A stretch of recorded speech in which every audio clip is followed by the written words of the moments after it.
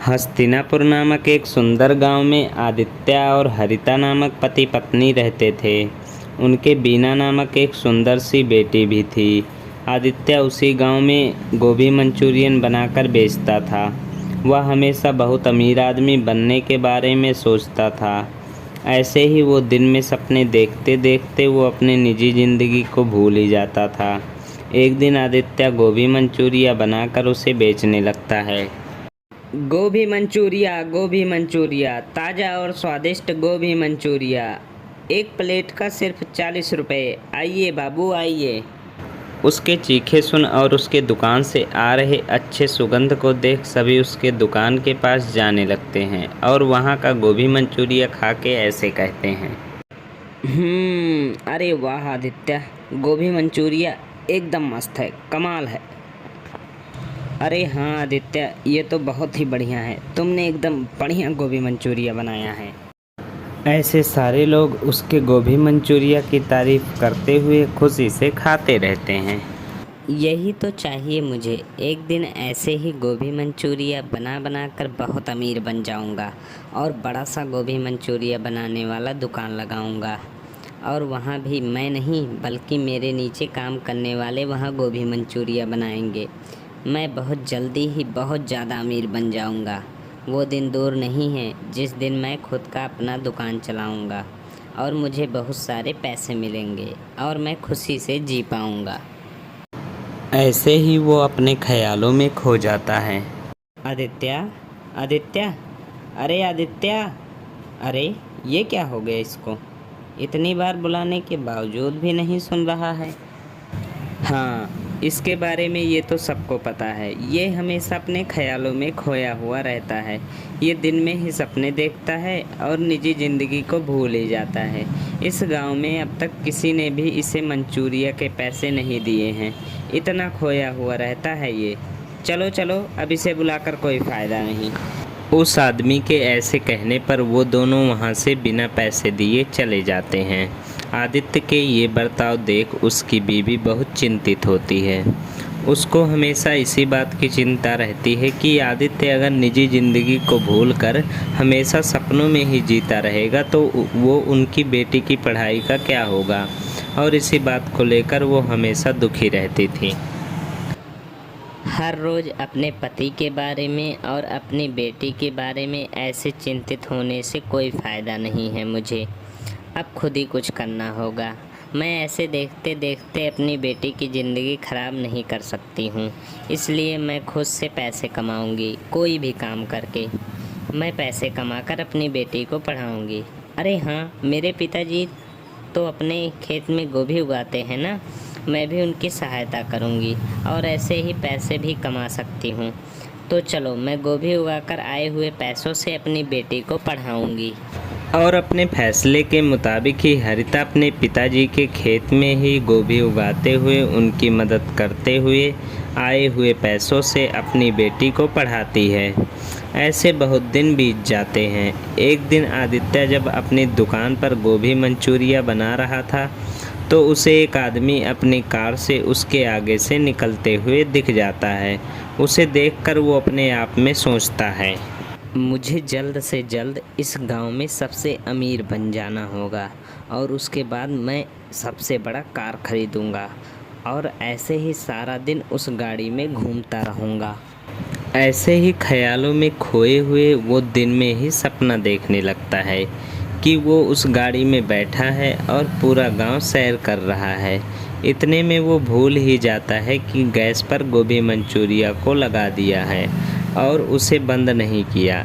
इस कारण गोभी मंचूरिया कुछ देर बाद जलने लग जाती है और आदित्य को ये बात बिल्कुल पता नहीं चलता है। इतने में एक आदमी आदित्य के पास जाता है और उसे बुलाता है, सुनिए सुनिए भाई साहब। और आदित्य तो उसको देखता भी नहीं है। अरे ये क्या, मैं इस आदमी को इतना बुला रहा हूँ और ये बिल्कुल सुन ही नहीं रहा है। मैंने सोचा कि मैं यहाँ आकर इनसे नौकरी के लिए पूछूंगा, पर ये तो सो ही रहे हैं और जितना भी बुलाऊं उठ ही नहीं रहे हैं। पर यहाँ और कोई भी तो है भी तो नहीं, मुझे इन्हें जगाना ही होगा।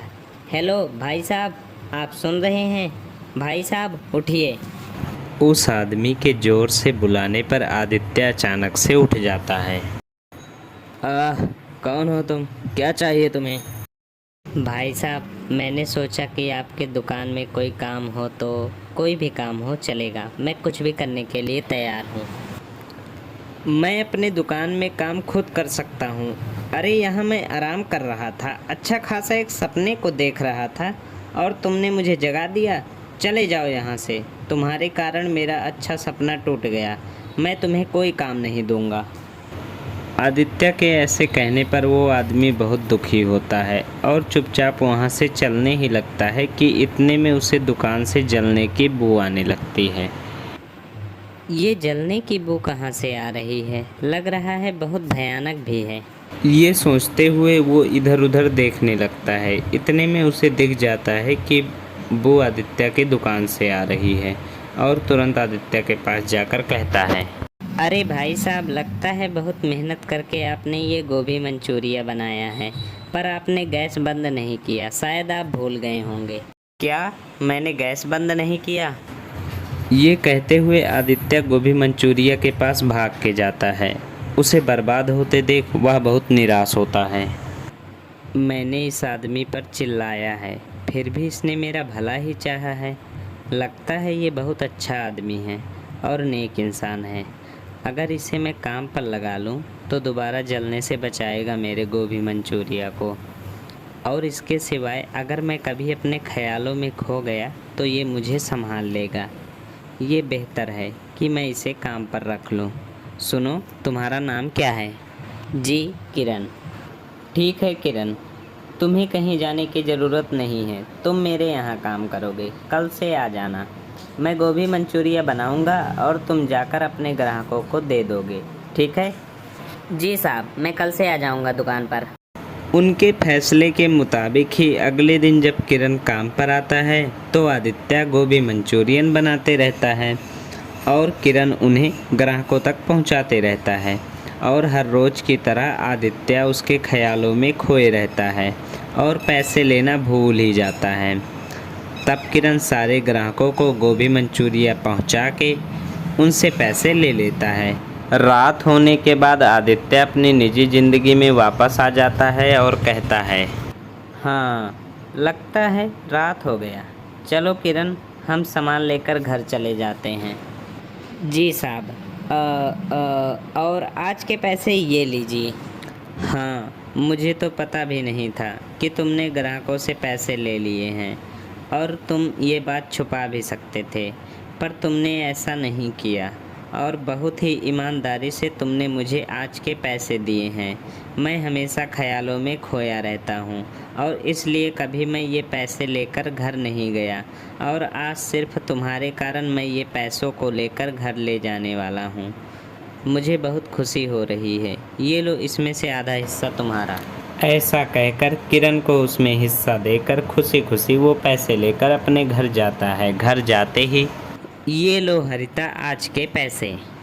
क्या आप पैसे लेकर आए? मैंने तो सोचा ये दिन कभी नहीं आएगा जी। मुझे आज बहुत खुशी हो रही है। हरिता के ऐसे कहने पर आदित्य उसे किरण के बारे में सब कुछ बताता है। भगवान का लाख लाख शुक्र है कि आपको मदद करने के लिए एक ईमानदार और नेक इंसान मिल गया। चाहे कुछ भी हो जाए, उसे काम से कभी मत निकालिएगा जी, ठीक है? हाँ हरिता, कभी नहीं निकालूंगा। ऐसे ही कुछ दिन बीत जाते हैं। एक दिन काम खत्म हो जाने के बाद आदित्य पैसे लेकर घर लौटता है तो वहाँ हरिता को दुखी देख, अरे क्या हुआ हरिता, तुम इतनी दुखी क्यों हो? मैंने अपने पिताजी के साथ में उनके खेत में गोभी उगाया था जी, पर मार्केट में गोभी का दाम बहुत गिर गया है। इस कारण गोभी बेचने पर ज़्यादा पैसे नहीं मिलेंगे जी। और तो और मेरे निवेश के पैसों में एक भी हिस्सा लौटकर वापस नहीं आएगा जी। मुझे डर है कि कहीं मेरा नुकसान ना हो जाए। अरे चिंतित मत हो हरिता, मेरे पास इसके लिए एक उपाय है। मैं वैसे भी गोभी का ही मंचूरिया बनाता हूँ ना, तो तुम्हारे उगाए हुए गोभी को लेकर अगर मैं मंचूरिया बनाकर बेचूँगा तो उससे ज़्यादा पैसे कमा पाऊँगा। ऐसे तुम्हारा नुकसान भी नहीं होगा और हमारा भी दुकान अच्छा ही चलेगा। ठीक है जी, मुझे लगता है ये काम करेगा। गोभी सारे खेत में इकट्ठे किए हैं मैंने, आप वहाँ से उसे ले लीजिएगा। हरिता के ऐसे कहने पर वो उसके फैसले के मुताबिक ही खेत में जाकर गोभी लेकर मंचूरिया बनाता है और बेचता है। कुछ दिन बीत जाने के बाद जब वो आए हुए पैसों की गिनती करता है तो बहुत सारे पैसे मिलते हैं और वो लाभ में होते हैं। वो खुशी खुशी अपने बीबी के पास जाकर उसे खुशखबरी देता है। क्या आप सच कह रहे हो जी? हमें लाभ हुआ है।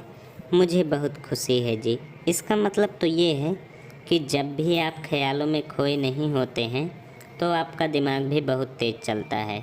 मुझे तो लगा कि आप उन ख्यालों से कभी बाहर नहीं आएंगे, पर आज आपको ऐसा देखकर मुझे बहुत खुशी हो रही है जी।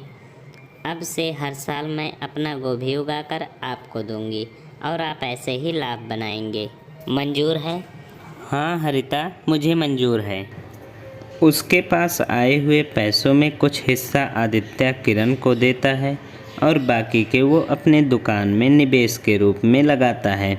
आदित्य जल्द ही अपना दुकान लगाकर उसमें किरण के साथ गोभी मंचूरिया बनाकर उसे बेचने लगता है। स्वादिष्ट गोभी मंचूरिया बनने के कारण सारे ग्राहक उसके पास ही आते हैं और बहुत जल्द आदित्य बहुत अमीर बन जाता है और एक बड़ा सा गाड़ी और घर खरीदकर वह अपने सपनों को सच में बदल देता है और खुशी से जीने लगता है।